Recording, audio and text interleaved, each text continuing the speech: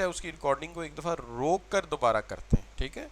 उसका मकसद ये है कि जो डिटर्मिनेंट्स हैं उसके आगे से ये शुरू करते हैं दोबारा, यहाँ से, अब यहाँ से रिकॉर्डिंग शुरू करी है कि कनेजियन साइकोलॉजिकल लॉ को 3 स्टेप में एक्सप्लेन करेंगे, डिस्क्रिप्शन, स्केजुअल एंड डायग्राम। ज़्यादातर पेपर में डिस्क्रिप्शन एड्रेस होती है, और जैसा कि मैंने कहा कि पिछले चंद एक अटैम्प्ट्स में मैंने देखा है कि अंदाजन 10 पेपर अगर पकड़े जाएं तो 4 में यही टॉपिक आया होगा। तो डिस्क्रिप्शन में हम ये कह रहे हैं कि पीपल इंक्रीज देयर कंजम्पशन, लोग अपनी कंजम्पशन बढ़ाते हैं जब उनकी इनकम बढ़ती है। आप मुझे बताइए, आप में से कौन सा ऐसा बच्चा है जो इस बात से इत्तफाक नहीं करेगा कि जब आमदनी बढ़ती है तो कंजम्पशन बढ़ती है। गुलाम मुस्तफा बेटा बस 5-10 मिनट दे दे, मैं फिर आपको ब्रेक दे दूंगा, ठीक है, 5 से 10 मिनट सिर्फ। अच्छा, so people increase their consumption as their income increases. लोगों की आमदनी बढ़ती है तो कंजम्पशन बढ़ती है। क्या ख्याल है, यू आर एग्री और नॉट? पहली बात तो ये आप मुझे बताइए कि आमदनी बढ़ेगी तो कंजम्पशन बढ़ेगी या कम होगी, बताइए। अपना तजर्बा, अपना मुशाहिदा बताइए कि दुनिया में कौन सा आदमी है जिसकी आमदनी बढ़े और वो कंजम्पशन ना बढ़ाए। तो आमदनी बढ़ने से कंजम्पशन जनरली बढ़ती है अगर एक नॉर्मल इंसान को देखें, लेकिन not as much as their increase in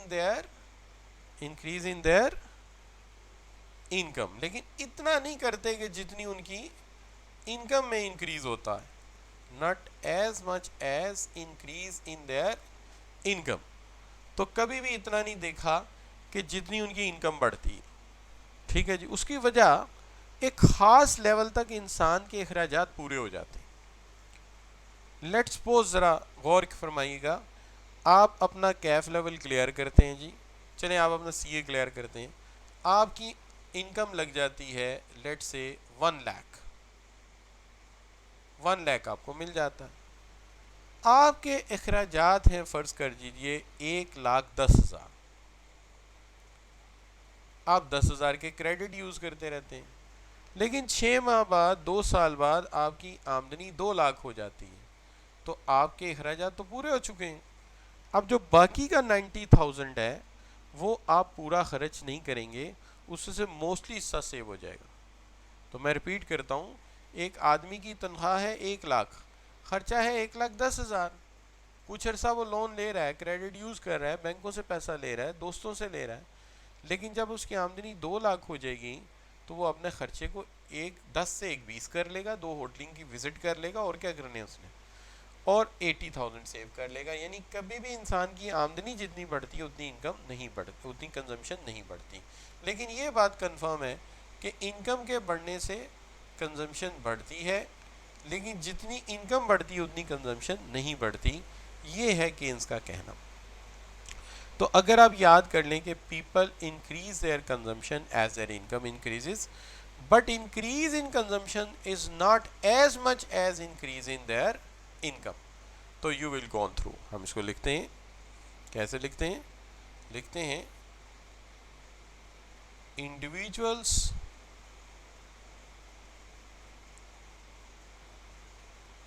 increase their consumption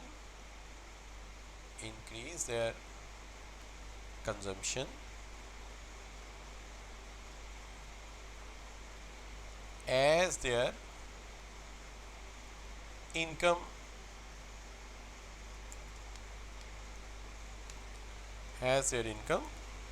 increase, but increase in consumption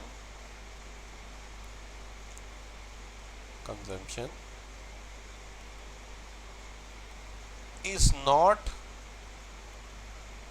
as much as increase in income। तो ये मैंने पूरी तफसील ही लिख दी, आप चाहें तो ऐसे डिस्क्राइब करें आसान अल्फाज में। individual increase their consumption as their income increase, but not increase consumption, but increase in consumption, but increase in consumption is not as much as increase in income. So now the statement is correct. Clear जी, देखिए correct है। आप जरा आप गौर कीजिए, आप जरा पढ़िए, शाबाश। now you can write, you can understand and you can read. Increase, individual increase their consumption as their income increase, but not increase in consumption is नहीं, but increase in consumption is not as much as increase in income. Repeat. Individual increase their consumption as their income increases, but increase in consumption is not as much as increase in income. Clear जी? तो ये बच्चों बन गई आपकी statement. अगर आप याद रखना, अगर आपने यहाँ इंडिविजुअल लिख दिया ना, तो फिर आपको यहाँ जो है वो इंक्रीजेस लगाना पड़ेगा, है इंक्रीजेस, बल्कि इंक्रीजेस लगाना पड़ेगा, क्योंकि इनकम तो हम एक ले रहे हैं। एज देयर इनकम इंक्रीजेस, नहीं इनकम ज़्यादा है तो लिहाजा इंक्रीज ही काफ़ी है, इंक्रीज ही काफ़ी है। तो let write down the increase only. चल, ये डन हो गया। अब यहाँ पे बात यह है कि केन्स ने 3 ऐसी बातें कही हैं जिनको देखकर इंसान हैरान हो जाता है कि क्या कह रहा है केन्स। अगर ये 3 बातें हम समझ लें तो फिर ब्रेक कर देते हैं। ठीक है जी, बस ये 3 बातें, ठीक है जी। अच्छा, 3 बातें केन्स ने कही हैं जिसको इसकी 3 प्रेपोजिशन कही जाती हैं। इंसान सोचता है तो हैरान हो जाता है कि यार क्या बातें कह दी केन्स ने। अच्छा, सो 3 प्रेपोजिशन ऑफ केन्स। क्या है 3 प्रेपोजिशन? पहली प्रेपोजिशन तो उसकी ये है कि according to Keynesian law, increase in income will leads to increase in consumption और सेविंग। अगर किसी बंदे की इनकम में इजाफा हो गया तो बिलीव कर लीजिए कि इनकम के बढ़ने से उसकी कंजम्पशन बढ़ेगी, और अगर कंजम्पशन ना बढ़ी तो सेविंग तो ज़रूर बढ़ेगी। क्या हाल है ना? अस्टोनिशिंग बात। आपने कभी सोचा भी नहीं होगा, केन्स ने कितनी बड़ी बात बताई है कि अगर किसी की आमदनी बढ़ेगी तो या तो उसकी कंजम्पशन बढ़ेगी, और अगर कंजम्पशन ना बढ़ी तो सेविंग तो ज़रूर बढ़ेगी। मुश्किल बात है कोई? The increase in income will leads to increase in consumption और सेविंग। दूसरी बात सुनेंगे और हैरान होंगे। Aggregate consumption can increase due to increase in aggregate income. अगर मजमूई तौर पे लोगों की आमदनियां बढ़ें तो कंजम्पशन बढ़ती है, but increase in aggregate consumption will be less than the increase in income. यानी वो आमदनी जिसमें इजाफा हुआ है, जो अजाफी इनकम है, उसका सारा हिस्सा वो खर्च नहीं करते। यानी दूसरे अल्फाज में जो इनकम में इंक्रीज आया है, उसकी आमदनी में इजाफा हुआ है, वो सारे का सारा खर्च नहीं कर देते। वो क्या करते हैं, बड़े सियाने हैं, उसका कुछ हिस्सा बचा लेते। तो पहली बात कितनी अहम थी? पहली बात ये थी कि कंजम्पशन इंक्रीज होगी, सॉरी इनकम इंक्रीज होगी तो कंजम्पशन या सेविंग इंक्रीज होगी। और दूसरी बात यह है कि अगर एग्रीगेट कंजम्पशन बढ़ेगी जब भी एग्रीगेट इनकम में इजाफा होगा, लेकिन एग्रीगेट कंजम्पशन में इजाफा कभी भी उतना नहीं होना जितना इनकम में हुआ है। लोग बड़े सियाने हैं, वो उस एग्रीगेट कंजम्पशन का, इनकम का कुछ ना कुछ हिस्सा बचा के ज़रूर रखेंगे। ये कभी भी नहीं हो सकता कि जितना इनकम में इजाफा हुआ है जो कंजम्पशन में हुआ है ये दोनों एक दूसरे के बराबर हो जाएं। नेवर। हमेशा इंक्रीज़ का जो लेवल होगा कंजम्पशन का इंक्रीज़ उससे कम होगा। और बच्चों मेरी बातें मुश्किल तो नहीं लग रही और समझ तो आ रही हैं जी? समझ तो आ रही हैं कि इनकम बढ़ेगी तो या तो कंजम्पशन बढ़ेगी या सेविंग बढ़ेगी। मैं नहीं कह रहा, केन्स ने कहा है, मैसेज भेजा आपको मेरे थ्रू। और दूसरी बात यह कहता है कि एग्रीगेट कंजम्पशन बढ़ेगी जब भी एग्रीगेट इनकम बढ़ेगी, लेकिन हमेशा एग्रीगेट कंजम्पशन एग्रीगेट इनकम के मुकाबले में कम बढ़ेगी। ठीक है जी। अब तीसरी बात जो उसने कही है ना, ये बड़े गौर से सुनने वाली है। जो पैसा तुम जो है खर्च नहीं करोगे वो किधर जाएगा? What is not spent on consumption is saved. जो पैसा तुम खर्च नहीं करोगे वो सेव हो जाएगा। क्या ख्याल? क्या मुश्किल बात है यार। एक पैसा मैंने खर्च नहीं किया तो क्या होएगा? सेव हो जाएगा ना यार। अच्छा, तो ये तीन प्रेपोजिशन है, तीन प्रॉपर्टीज हैं, तीन करेक्टरिस्टिक्स हैं। पहली बात क्या है? आमदनी बढ़ेगी तो कंजम्पशन बढ़ेगी या सेविंग बढ़ेगी।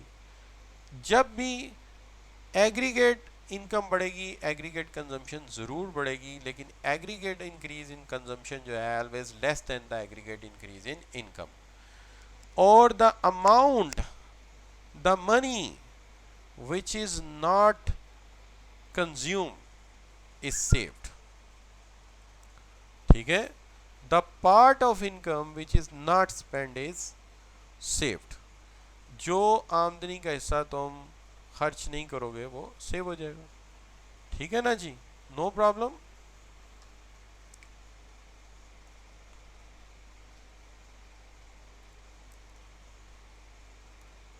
क्या हो गया यार? तो ये बच्चों होगी आपकी तीन अहम प्रॉपर्टीज। अब सवाल ये है कि ये सवाल अगर आप देखते हैं तो ये आया है supreme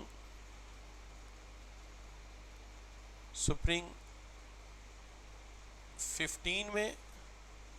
discuss Keynesian psychological law of consumption and related proposition. एक number psychological law of consumption को डिफाइन करने का जो आपने डिफाइन किया है, people increase their consumption as their income increases but by but not as much as increase in there.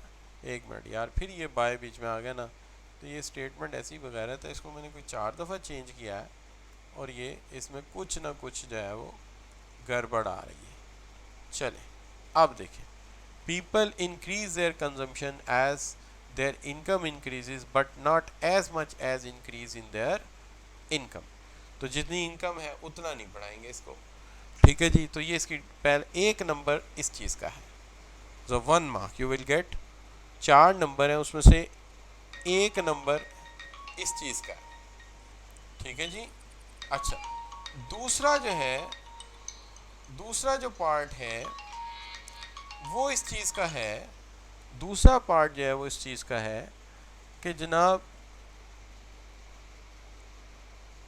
State the, दूसरा part इस चीज़ का है, पहला part discuss the Keynesian psychological law और रिलेटेड प्रॉपर्टीज़ का मतलब एक नंबर साइकोलॉजिकल लॉ का, 3 नंबर प्रॉपर्टीज़ के। तो ये 3 नंबर आपने एक्सप्लेन कर दिए, एक नंबर इसका, एक नंबर इसका, एक नंबर इसका, तो 3 नंबर ये हो गए। तो ये तो बिल्कुल न्यूमेरिकल सवाल बन गया ना, इसके तो सीधे सीधे 4 नंबर आपको मिल रहे हैं। और यही सवाल सेम जो है आपका ऑटम सॉरी स्प्रिंग 18 का है, psychology state the Keynesian psychological law of consumption and allied properties, वही एक नंबर इसका, 3 नंबर इसके। कर लेंगे बच्चों? कर लेंगे तो जी लिखकर एंटर कर दीजिए प्लीज़। शाबाश।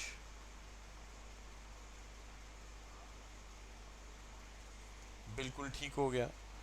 चलिए, यहाँ तक बात मान ली कि आपको बात समझ आ गई है। लेकिन एग्जामिनर क्या कहता है? एग्जामिनर ये कहता है कि पहली बात तो ये है कि स्टूडेंट्स ने इस सवाल को हाथ ही नहीं लगाया। कहता है this question on Keynesian psychological law was least attempt question, यानी वो जो ऑप्शन होती है दो में लोग उसको छोड़ गए। However, majority of those choose to attempt it performed well and scored high marks. जिन्होंने अटेम्प्ट किया वो सही नंबर ले गए। इसका मतलब यह है कि इसमें नंबर कटते ही नहीं है। 4 नंबर का सवाल है, 4 नंबर मिल गए। ठीक है, क्या हाल है?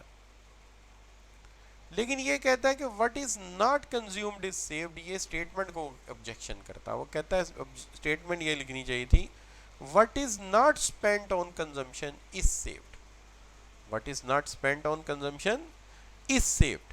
तो ये स्टेटमेंट मैंने डेलिबरेटली लिखी थी ताकि आपको पता चले कि हम गलती से किताबों से स्टेटमेंट पकड़ लेते हैं what is not spent on consumption is saved. ठीक है, लेकिन ये बकायदा एक किताब है, चेक कीजिएगा, एक किताब है, मैं नाम नहीं लूंगा। उस किताब में ऐसा लिखा हुआ था तो बच्चों ने वहां से देख के लिखा। बच्चों बेचारों का कसूर ही कोई नहीं है। What is not spend, what is not consumed is saved, ये किताब में लिखा हुआ था। ठीक है जी, वहां से बच्चों ने लिखा और एग्जामिनेंट कहता रेफरेंस देकर बताया कि इनकी इंग्लिश गलत। ठीक है, दूसरों को बड़ी बातें करते हैं लेकिन अपनी इंग्लिश गलत है। ये देखिए, ये लिखना था what is not spend on what is not spend on consumption is saved, ये लिखना था, लिख दिया ये। अब यहाँ पे प्रोफेशनलिज्म के नंबर कट गया एक, तो 4 में से 1 नंबर कट गया। तो देयरफॉर मैं कहता हूँ कि जो भी देखा करो जरा ध्यान से नोट्स देखा करो और पढ़ा करो। ठीक है, तो बच्चों यहाँ पे आपको मैं एक ब्रेक दे देता हूँ जहाँ मैंने केनेजियन लॉ ऑफ कंजम्पशन को या केनेजियन कंजम्पशन लॉ को सिर्फ ब्रीफ किया है, डिस्क्राइब किया है। अभी 2 काम इसमें रहते हैं। कौन कौन से 2 काम रहते हैं बच्चों बताइए? 2 काम कौन कौन से रहते हैं?